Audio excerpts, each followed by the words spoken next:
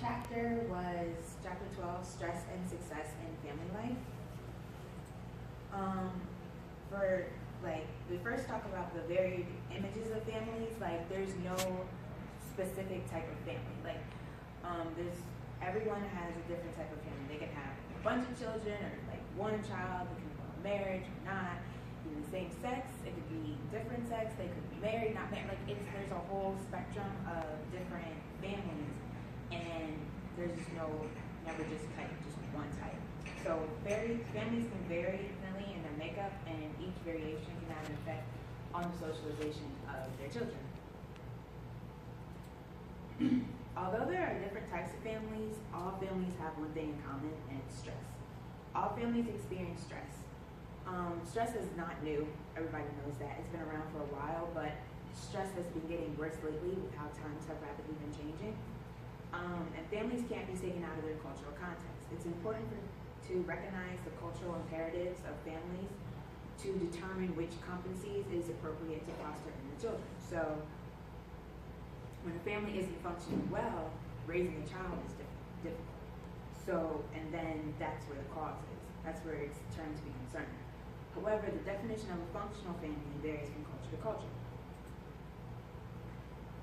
A good start to get rid of the stigma of like this atypical family is to get rid of the term of a broken family. The broken family sounds as if something's wrong, it's in a negative connotation, whatever, blah, in negative connotation. So, when in reality, they can be quite functional. You cannot tell by a family structure if it's healthy or not. So, a single parent household can be healthier than a person with two parents. And it just depends on parents. Stereotypes have been causing people to look at differences as deficits and view them instead as legitimate forms of themselves. And all types of families are able to produce perfectly healthy kids and provide sufficient support systems to help them grow as individuals. A successful family is one that functions in healthy ways. They support and nurture its members so that everyone's needs are met. They have their happy moments and they have their down moments, but at the end of the day, they all still care about each other. And they care, support, and love each other. A dysfunctional family, a quick look at the dysfunctional family, is pretty much like society itself. It's dysfunctional. It nurses a system in which some have power over others and not everyone's needs are met. Power, both in society and in family, is often wielded like a sword rather than radiated like light.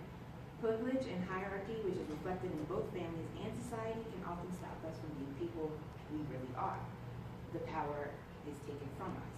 So families who are starting to rear their kids for the emerging society, where it will be possible to raise a child without abusing them and being both autonomous, when the dominator model gives way to the true equity model.